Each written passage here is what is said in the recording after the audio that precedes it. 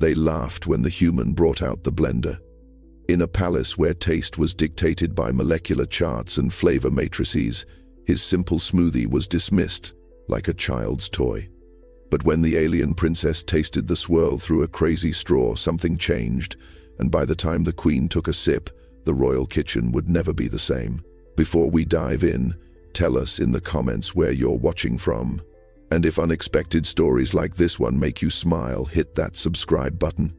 Tomorrow's recipe might just rewrite another royal tradition. The royal kitchens of the Nebulan Spire stretched 5 stories underground, a fortress of steel counters and chilling vapors. Each wall pulsed with diagnostic lights that monitored everything from spice volatility to enzyme retention. Ingredients floated in vacuum-sealed orbs, humming softly in cryogenic sleep. Recipes were not written here, they were computed, voted on by sensory algorithms, tested on synthetic palates long before they were deemed worthy of a plate. And yet, in one dim corner, beside a sink that never fully stopped leaking, a man stirred something by hand. His name was Cade Marlowe, former Earth culinary prodigy, now royal kitchen assistant. On paper, he'd been hired for his planetary diversity. In truth, most saw him as little more than the kitchen's mascot, a human relic in a galaxy that considered Earth cuisine sentimental and unsanitary. He wiped his hands on a towel older than this century. In the corner, a food delivery drone buzzed past him, its voice chirping in a dozen alien dialects. Meal denied. Meal denied. Subject refused bite 6 times. Cade's jaw clenched. He didn't have to look to know who it was. Princess Lyra, 8 years old, heir to the throne of the Triangulum Syndicate, and more importantly for him, his foster daughter. He hadn't asked to be her father. The queen had not asked him to raise her. But 3 years ago, during a transit siege on the edge of the rift, he had been the one to pull her from the burning escape pod. Since then, she had chosen his side of the palace, his shadows, his kitchen. The problem? She wouldn't eat. Did she even try the star root soufflé? Cade asked, looking up at the robotic steward. She examined it. The drone answered in its clipped, courteous tone. She stated, quote, "It looks like brain slime, and it smells like regret." Cade sighed, setting down his whisk. The queen had allowed him 1 month to succeed. "If she doesn't eat," she'd said, her voice emotionless as the throne she occupied, "she will be reassigned to a therapeutic enclave, far from your reach." They said it with clinical distance, but Cade knew what they meant. Institutional exile. He had tried everything, adapting Earth comfort food to fit royal nutrient standards, blending alien produce into digestible formats. He had spent hours making grilled nutrient bars taste like toast. But Lyra rejected them all. Not rudely, not with tantrums, just with sad eyes and the same word each time. No. Cade looked around the kitchen. The walls were too clean, the air too sterile. Everything about it screamed precision, but none of it felt like love. He opened a storage bin under his counter, his personal stash. Inside were oddities from Earth's last salvage run. Freeze-dried strawberries, a single tin of marshmallow spread, a cracked manual blender, and something else. A plastic spiral straw. Neon green, the kind that loops like a roller coaster. He turned it over in his hands, remembering small fingers wrapped around smoothie cups on Earth, laughter through freckles, a world where love tasted like fruit and sugar and something called silly. Maybe it was time to stop cooking like a courtier and start making something just for her. The breakfast chamber shimmered with programmed sunrise. Simulated golden light washed over a table that could seat 100, though only 3 sat there now. At the far end, Queen Aranthis of the Triangulum Syndicate observed her daughter with the unflinching serenity of a ruler who had seen 1,000 wars and survived all of them. Lyra sat across from her mother, small and purple-skinned, her silver blonde hair tied in a knot she'd clearly done herself, crooked, lumpy, defiant. Between them, untouched, floated a bowl of glistening gel cubes suspended in anti-grav stasis. Each cube had been calculated for flavor equilibrium: sour, sweet, umami, heat. The palace chefs had printed flavor crystals from raw starch, sculpted by taste engineers from the Threx food labs. They had served it with reverence. Lyra blinked at the bowl, lifted her spoon, sniffed it, then put the spoon down.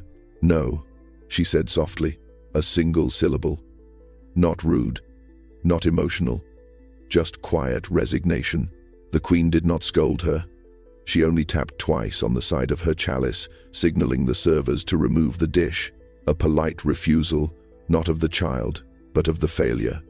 "This is the 7th dish rejected this cycle," one of the culinary advisors muttered behind a pearl-draped screen. "Perhaps her appetite is planetary in origin. Primitive, but fixable. Or psychological," another said. "The trauma of her rescue left her with disrupted food response." "Perhaps," said the queen, eyes never leaving her daughter. "Or perhaps our dishes simply do not speak her language." Lyra's eyes drifted to the doors at the far end of the hall. They stayed shut, of course. Cade wasn't permitted to serve in the royal dining chamber. He had neither clearance nor title. But she'd once called it boring to eat without him. Since then, the doors stayed closed and her appetite stayed gone. Back in the subterranean kitchen, Cade watched the drone log the breakfast failure with a growing pit in his stomach. He flipped through the morning's nutrient plans, every recipe more alien than the last.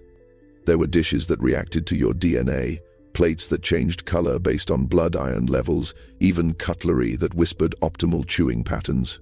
But what Cade remembered were simpler things. Grilled cheese shaped like stars, peanut butter cookies with uneven chocolate drops, smoothies so thick you could barely slurp them through a straw. He pulled open the storage locker again. The crazy straw winked at him like a challenge. He cleared a small workspace and lined up ingredients he wasn't supposed to use.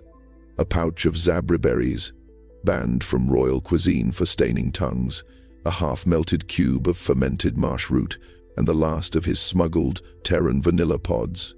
He set the manual blender on the counter and began to work. No machines, no algorithms, just memory, instinct, and hope. When it was done, he poured the thick purple mixture into a tall glass, twisted the neon straw into place, and whispered, "Just take one sip, kiddo." He wouldn't know it yet, but this wasn't just a smoothie. It was a wedge in the palace wall. The blender didn't purr like the palace models. It growled, croaked, spat up a puff of violet mist, and whined like a tired dog before settling into a sluggish churn. Cade held the base steady with one hand, feeling every vibration run through the counter and up his wrist.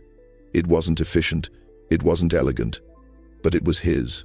The scent rising from the glass was unruly sweet, earthy, sharp. It didn't conform to any olfactory charts the kitchen used to gauge guest satisfaction. It didn't need to. It just needed to be real. He set the smoothie on the tray and added the straw. It curled upward in 2 bright loops before diving into the cup like it was playing, a tiny, ridiculous snake made of joy. It was the same kind of straw his daughter, Mela, used to giggle over. He could still hear her, "Dad, it tastes better through the loopy parts." She had loved strawberry smoothies. Every Saturday morning, no palace, no etiquette. Just a back porch, chipped cups, and the distant hum of collapsing Earth cities they'd both learned to ignore. Mela was gone. The collapse had taken her with it. Cade didn't talk about it, not to anyone, especially not to Lyra. But sometimes, in the quiet moments when the blenders growled and the kitchen drones powered down, the memory clung to him like powdered sugar, sweet, light, and impossible to shake. He found Lyra sitting where she always sat at the maintenance counter that overlooked the dish bay. Her legs swung beneath the stool, bare feet not quite touching the floor. She was drawing again, little spirals and stars on the back of a supply manifest. Cade set the smoothie down beside her, careful not to disturb the paper. "What's this?" she asked without looking up. "A failed experiment," he said, smiling softly. "Thought you might want to be the judge." She glanced at it. Her eyes narrowed slightly at the color, then widened at the straw. "Is this bendy, fully bendy? Loops and all. Might taste different through the curls." She looked at him, trying to read the joke, the trick, but there wasn't one. Without a word, she picked it up, turned the straw in her fingers, and brought it to her lips. She sipped, slow at first, then longer. Cade waited. She pulled back. Her tongue was stained blue, and she smiled. "Okay," she said. "That's kind of awesome." He felt something in his chest crack open, a tiny sound, like ice melting. "You want more?" She nodded. "But don't change the straw." They sat in silence as she drank. Behind them, drones whispered data to each other, kitchen lights blinked, and royal menus updated without knowing the world had just shifted. Somewhere above, the Queen reviewed reports of nutrient failure and therapy protocols. She had no idea that in a corner below her throne, her daughter had just finished her first full meal in weeks with a silly straw and the taste of a dead planet's love. The next morning, the palace's childcare staff arrived with charts. They always arrived with charts, nutritional graphs, behavioral analytics, linguistic trend reports. Their uniforms glimmered in silver threads, each stitched by rank. Their eyes scanned rooms like sensors, not souls. They were not cruel, but they were professionals, and professionals trusted data over instinct. "The princess has ingested 172 milliliters of unauthorized fluid," one of them announced, voice clipped and polished like a scalpel. "There's no caloric indexing logged. We require full breakdowns of its molecular structure before she consumes further." Cade leaned against the counter, arms crossed. It was fruit. A smoothie. With a straw. That straw was not sanitized by the royal sanitation algorithms. "She's never finished a full meal before," Cade said. And she smiled. "That's worth something, isn't it?" The nanny's eyes did not blink. Smiles are not a metric. A second nanny stepped forward, holding a palm scroll covered in biometric data. Her cortical response suggests dopamine spikes atypical for nutritional input. It may be a compensatory psychological reaction, possibly unhealthy. She liked it. Cade said again, softer now. They didn't answer. Instead, one of them knelt beside Lyra, who sat on the floor tracing more spirals with a spoon. She looked up, eyes calm but guarded. "Princess," said the nanny, "would you prefer a recalibrated dish today? We can prepare Norim pudding with edible nebula flakes, or the flame-folded sandwich that simulates thermal tides." Lyra looked at Cade. He didn't nod, didn't coax, just waited. She turned back to the nannies and shook her head. "I want the purple one. With the loop, the straw." The lead nanny's eye twitched. "Your Highness, Palace protocol requires your meals be prepared according to species, verified charts. Humans do not possess intergalactic certification. Their recipes are comfort-based." "Maybe I want comfort," Lyra said. "Did you think of that?" Silence fell. A heavy one. The kind that comes when a child says something that doesn't fit on a chart. The nannies exchanged a glance, their facial muscles fluttering in quiet, coordinated disapproval. "This behavior has a root," one murmured. "We'll run an imprint regression scan during sleep cycle." Cade stepped forward. "You'll do no such thing." The two nannies turned toward him in unison. "You are not in a position to refuse," the lead nanny said. "I am, if I'm her father." There it was. The word made the air sharpen. The nannies stared. Lyra blinked. "I filed the paperwork," Cade said. Section 9. Clause 14, emergency wardship during off-planet evacuation. It's buried, but it's valid. You'll find it registered under Marlowe, Cade, Human, Tier 5, Custodian Division. They checked, and to their visible horror, it was true. The younger nanny reset her expression, politely furious. "Then you may retain food preparation rights, for now. But if her vitals drop even a fraction..." "They won't," Cade said, already reaching for the blender. Because for the first time in weeks, Lyra wasn't shrinking away from the table. She was waiting for breakfast, and the crazy straw stood ready, coiled like a revolution. Palace acoustics were built for ceremony, not chaos. The ceilings of the royal dining atrium curved like a cathedral, engineered to capture echoes and layer them with reverence. When diplomats spoke, their voices rippled through the room like measured thunder. When a prince toasted, the clink of crystal rang like law. So when Cade Marlowe's blender sputtered to life in the middle of breakfast, it sounded like a war crime. The guards flinched, advisors stiffened. A few high-ranking delegates actually ducked. The Queen paused mid-sip of her mineral infusion.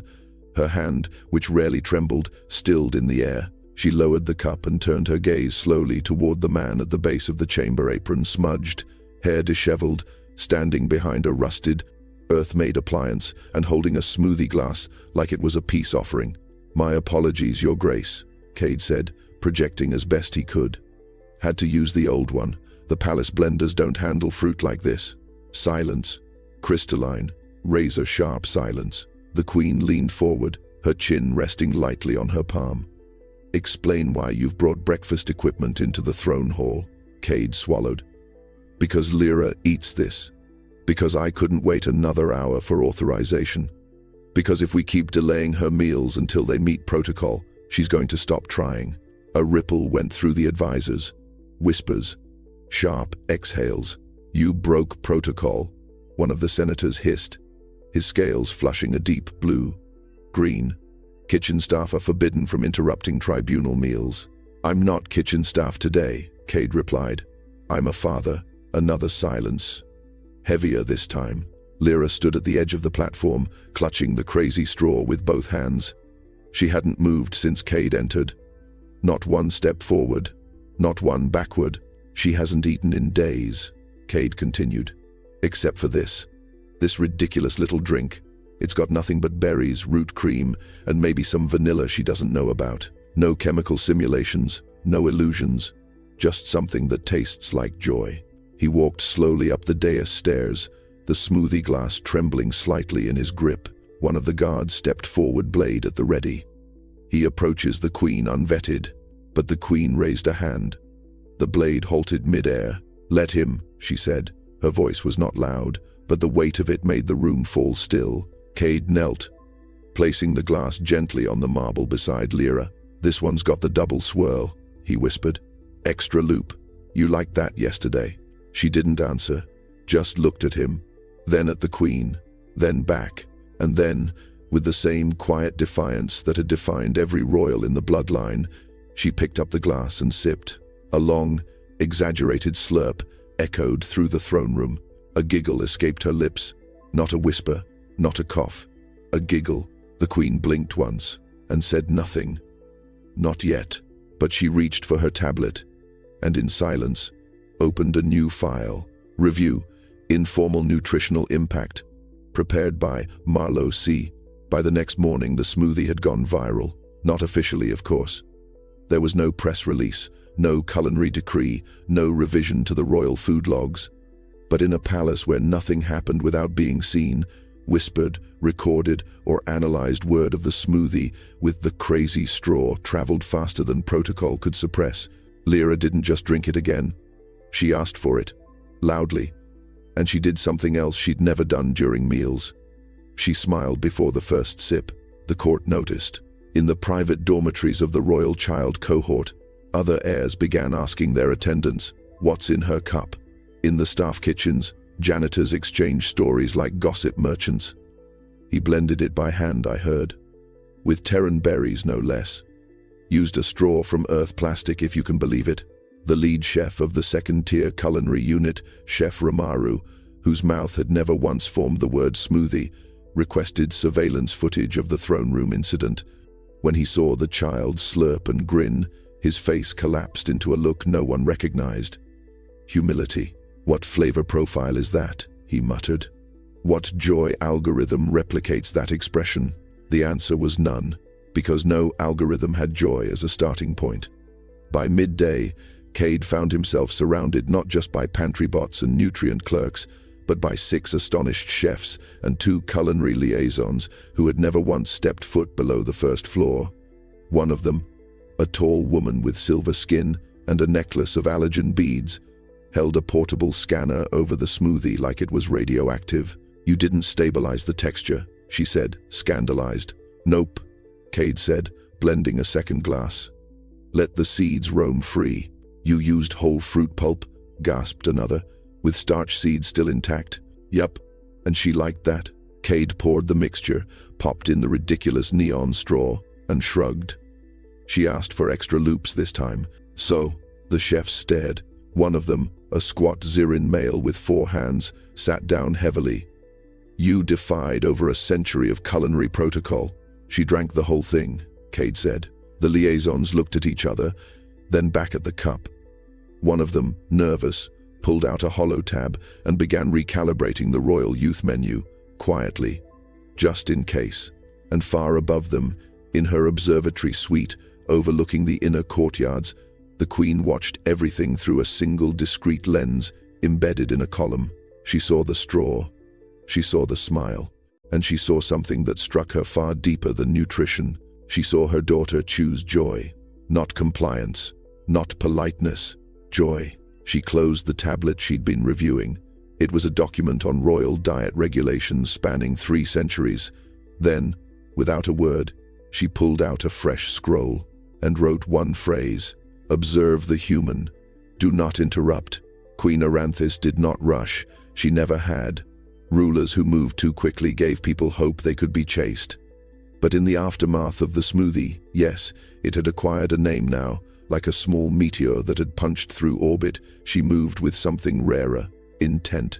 She walked the perimeter of the observation deck, silent robes trailing behind her like mist. Below, through the see-through floors, the palace kitchens bloomed with motion. Where once there had been order, now there was curiosity. Assistants who used to measure flavor molecules to the 5th decimal now whispered about sweetness like it was a secret worth keeping. And in the middle of it all, Cade Marlowe stood with his sleeves rolled up, surrounded by a makeshift crowd of technicians, nurses, and 2 wide-eyed food scientists who looked like they had just met fire for the first time. She didn't announce her presence. The moment she stepped into the kitchen proper, the temperature dropped 3 degrees, not because she asked, but because the building knew her. The crowd parted. Cade turned. Their eyes met for the first time without a wall between them. He bowed, but just slightly, more out of habit than deference. "I hear," she said, her voice smooth as wind over obsidian, "that my daughter consumed 3 full portions under your supervision, all of them unclassified." "Correct," he said, "all with straws. And now the palace whispers about purple drinks and neon tubing like it's prophecy." He nodded. "Wasn't the plan. Tell me, Mr. Marlowe, do you think this is charming?" Her tone was unreadable. "No," he said. "I think it's working." She studied him. He didn't flinch. "And what exactly," she asked, "is the appeal of a spiral straw?" Cade hesitated, then walked over to a side shelf, pulled one from his stash, and offered it to her. She took it between 2 gloved fingers, turning it gently, watching the loops catch the light. For a moment, her expression cracked, just a hair. The faintest flicker of memory passed across her face. Something unspoken, something old. "My late sister," she said, surprising herself, "used to drink her tea through hollow sugar reeds. Scandalized the whole bloodline." Cade smiled. "Bet it tasted better." She did not return the smile. But she didn't return the straw either. Instead, she pointed to the ingredients on the counter. "Make me one." Murmurs rippled through the kitchen like wind across tall grass. The queen, consuming food from a human's blender. Scandalous, revolutionary, improper. But Cade simply nodded and got to work. He didn't speak while he did it. He didn't perform. He just blended. When he handed it to her, the straw spiraled lazily from the glass like a ribbon mid-dance. She sipped. Just once. Her face did not react. But she turned to the others and said, "Add this drink to the royal archives." Title: Smoothie. Variant Lyra. Classification: Joy. Based. Then she walked out and never let go of the straw. The next week was quieter than expected. No official announcements, no orders from the throne, no revised menus sent down from the Royal Nutrition Bureau. But in the spaces between protocol where people lived, not ruled, something had begun to shift. Lyra now sat at the kitchen counter every morning, not in the throne room, not under guard, just a girl with a looped straw and a paper napkin, waiting for her glass to be filled. Cade had stopped asking if she wanted one. She always did. But now, she gave notes. "Can the purple swirl more this time? I liked the last one, but maybe less foam. Do you have any of the fizzy berries left? The ones that pop in your mouth?" He did, and with every variation, Lyra's appetite grew not just for food, but for participation. One morning she leaned across the counter and whispered, "Can I help you pick the colors?" Another day, she showed up with a small sketchbook full of smoothie names. Solar Slurp, Berry Nebula, Minty Moondrop. She had named the straw too. Curly. I think Curly likes being in the purple ones best, she said with quiet seriousness, eyes twinkling. Cade didn't correct her. He just handed her the mixing spoon. Soon, the drinks took on moods: light green for thoughtful mornings, gold-flecked pink for sunny afternoons, deep blue for quiet evenings when she missed her mother but didn't say so. He let her make mistakes. Once, she added too much citrus root, and the whole thing fizzed out the top of the blender. She shrieked with laughter and shouted, "Curly's drowning!"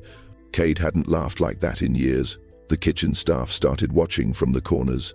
At first, out of duty, then out of curiosity, and finally, out of genuine affection. One pastry steward, emboldened, asked to try a sip. Lyra beamed. Cade poured a small glass. The steward blinked after the first taste, looked at the child and asked, "Is it always this? And happy?" Lyra nodded. "It's not about rules. It's about the swirl." Word spread. Within days, a quiet trend began.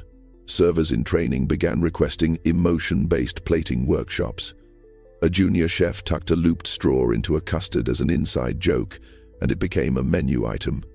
Even some of the palace guards began customizing their nutrient bars, carving little smiley faces in the wrappers and pretending not to care. Joy had begun to sneak past the palace's defenses. No one said it aloud, but they all knew. It had started with the smoothie, and the girl who chose it, and the single dad who dared to add color, texture, and a silly straw to a place that had forgotten how to play. It was inevitable. The smoothie revolution couldn't stay in the basement forever. Not with half the palace watching, not with whispers blooming in the halls like overripe fruit, and not with Lyra's mornings becoming the most joyful hour in the building. So when the Royal Culinary Board convened an emergency assembly held, of course, in the gilded chamber of taste equilibrium, everyone knew what it was really about. On the central plinth stood High Chef Romaru, forearms folded across his chest, ceremonial knives glinting from every belt loop. Around him, representatives from every food sector of the palace fanned out in tiers: scent engineers, molecular flavor designers, presentation theorists. Not a single one had ever used a straw. "We are gathered," Romaru intoned, "to address the breach in culinary protocol introduced by unauthorized human methods. Specifically, the beverage known colloquially as the smoothie." Some hissed at the word. "The preparation violates consistency matrices," one said. "It lacks mouthfeel mapping," said another. "And where are the metrics?" demanded a third. "No tang ratio balancing, no viscosity codes, no certified garnish."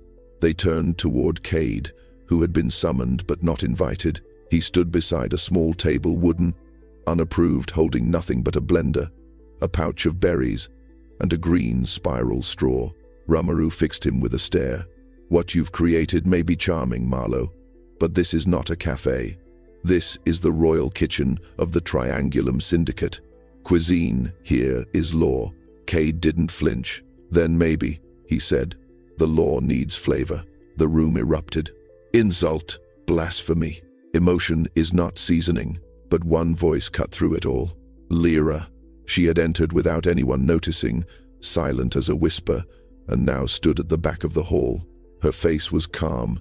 Her eyes were not. "He's the only one who makes food I want to eat," she said. They froze. "He doesn't scare me into trying it. He doesn't measure how much I chew. He just makes things that taste like feelings. And sometimes feelings are hard. But I still drink them." Her voice trembled but held steady. "You've been feeding me by numbers," she continued, "and wondering why I feel like nothing. He made something messy, and it tasted like home." Silence fell like snowfall, soft, shocking, final. Even Romaru looked shaken. Cade exhaled, stepped forward, poured a fresh glass. This time, he used a red straw. One loop, two dips, a swirl. He handed it to Lyra. She drank and smiled, teeth stained blue. It was a quiet rebellion, but a complete one. Later that night, one of the assistant chefs returned to his quarters and dug out an old, banned cookbook from his mother's drawer. He found a recipe for peach cobbler. He added nutmeg. No censor told him to. For the first time in years, he cooked without asking permission. The kitchen had been cracked open, and joy was leaking in. The next morning, the Queen requested the smoothie. There was no ceremony, no trumpeted decree, no mention in the daily protocol log. Just a single line passed quietly from her private chamber to the kitchen's. Bring the human's drink. No substitutions, no filters. I will take it as the child does. The kitchen froze. Not metaphorically, literally. The temperature control systems halted in momentary confusion, as if the request couldn't be processed. Even the refrigeration vault lights flickered. Cade read the note twice, then once more, not because he didn't believe it, but because it was the first thing the Queen had ever asked from him. Not commanded, asked. He made the drink himself, carefully. This time he added a pinch of cinnamon bark dust, something Lyra had requested the day before, saying it reminded her of happy mornings. He picked a purple straw, a big one, a loop at the bottom, a twist at the top. A little silly, a little noble. He climbed the inner spire staircase alone. No guards escorted him. None needed to. His name had been added quietly, irrevocably to the access list. When he entered the Queen's private solarium, she stood by the glass wall, overlooking the twin moons. She didn't turn to face him. "Is that it?" she asked. "Yes, Your Majesty." "Good. Leave it on the table." He did. She remained silent, eyes on the horizon, until the soft slurp echoed in the silence. Cade turned to go. "You didn't sweeten it," she said suddenly. "No, ma'am. Lyra said it didn't need it." A pause. Then, she was right. He glanced back. The Queen held the glass with both hands, a gesture he had seen mirrored in her daughter a dozen times. Cradling joy, protecting it. "I remember tea," she said, still not looking at him. "Not the kind they serve here. Real tea, from boiled leaves. My sister and I used to overbrew it, then drown it in syrup. It was terrible." A small pause. "We loved it." "That's the thing about taste," Cade said gently. "Sometimes it's not about what's perfect. It's about what's familiar, what's safe." She took another sip. "You realize you've disrupted 300 years of culinary tradition. And I wasn't trying to. I was just trying to feed a little girl who lost her appetite." She turned then, slowly. For the first time, her eyes met his without a crown between them. "And in doing so, you've reminded a very old empire what food is supposed to mean." He didn't answer. He didn't need to. "You'll stay," she said, "not as kitchen staff, as culinary advisor to the royal youth, and unofficial consultant to me." "Unofficial. I'm not sharing the straws." He smiled, and when he left the solarium, the cup still sat beside her, half empty, not discarded, not removed, cradled in one hand, while the other scribbled recipe notes on parchment older than any smoothie ever dared to touch. Long before smoothies and star kingdoms, before the burning of Earth sky and the silence that came after, Cade Marlowe had known the secret to joy. He hadn't recognized it then, not the way people recognize greatness or fate. It had come in smaller ways, like the sound of his wife's laugh when she accidentally spilled cinnamon into a fruit blender, or the way she would hum while peeling oranges with her thumbs, juice dripping onto the kitchen floor, uncaring. Their kitchen had been no palace, just cracked tiles, old magnets on the fridge, a handwritten recipe taped to the wall with fading ink. They had called it Sunday shake, bananas, a splash of milk, whatever berries they could afford, and always, always a swirl of vanilla and a single spoon of marshmallow fluff. "But the fluff isn't necessary," Cade had said once, measuring precisely for consistency. She had looked at him, mock offended, and tossed a spoonful in anyway. "It's not about necessary," she said. "It's about kindness. Every flavor needs a little softness." He hadn't understood then, not really, but he had remembered it. And when the sky cracked and the evacuation ships launched and his wife didn't make it to theirs, he packed only two things from the kitchen, her spiral straw and the half-empty jar of fluff. It had crusted by the time they landed in orbit. He never opened it. He couldn't. But he kept it on the top shelf of every place he was stationed, as if that tiny, sealed sweetness could still keep the memory warm. Years later, when he first saw Lyra smoke-streaked, half-conscious, her tiny body wrapped in flame-retardant cloth, he'd felt something snap into place. Not a replacement, Never that, but a reason. She was silent at first. Days went by before she said a word, and when she finally did, it wasn't "thank you" or "who are you?" It was, "Do you know how to make a purple drink?" He hadn't. Not then. But he had said yes. And now, standing in the kitchen again, with marsh root and Terran vanilla bubbling in the corner, Cade opened a private drawer no one touched. Inside was a tiny metal canister, long sealed, slightly dented, Earth's last jar of marshmallow fluff. He peeled it open slowly. The scent hit him like a ghost wrapped in sunlight. He dipped the spoon gently. Lyra walked in behind him, barefoot and sleepy-eyed. "What's that smell?" she asked, rubbing her eyes. "Something old," Cade said. "Something soft." He stirred it into the mix. Only a little. Just enough to soften the tartness. Just enough to remind the drink to be kind. And when she took the first sip, her eyes widened. "Did you do something different?" she asked. Cade just nodded. "It tastes like a hug." He didn't answer. But inside, something eased. Something old and aching and stubborn. Because she was right. It did. It began not with a decree, but a whisper. The palace menus, once immutable as stone tablets, started to mutate, quietly, carefully. Line items appeared with strange names. Lyra's Loop, Spiral Berry Blend, Marlowe Variant, Flavor Index, Joy. They were filed in the annex, tucked between medicinal teas and experimental emulsions, but they were there. Real, served, consumed. At first, the upper courts ignored it. "Let the child have her novelty," they said. "Let the human have his little triumph." The queen was known for her eccentric mercies. It would pass. But it didn't pass. The princess began attending formal meals again, but only if Cade was present, and only if the drinks came with curly straws. She refused the silver sippers. She rejected the nutrient foam. And when a guest from the Polarin sector tried to joke about infantile utensils, Lyra stared him down until his antennae quivered and he excused himself from the meal. "She is developing taste," the queen said that evening. And perhaps taste, like loyalty, must begin with something sincere. So the court followed. A senator asked for a sample. Quietly, off the record. Then another. Soon the royal chefs were conducting tastings behind closed doors, swapping sugar compounds for freeze-dried laughter, comparing notes on emotional resonance as if it were a seasoning. Even the queen's daily schedule shifted. Every afternoon, at precisely third light, she took a pause. Alone. No advisors. No guards. Just one glass, one straw, and the balcony overlooking the inner gardens. Diplomatic mood improved. Her assistant noted in the official log. "Why?" asked an auditor.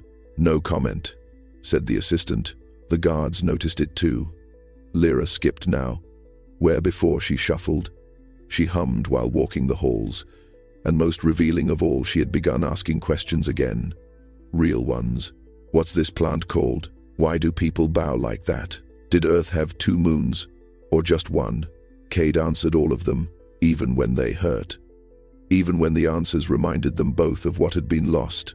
The queen summoned him more often.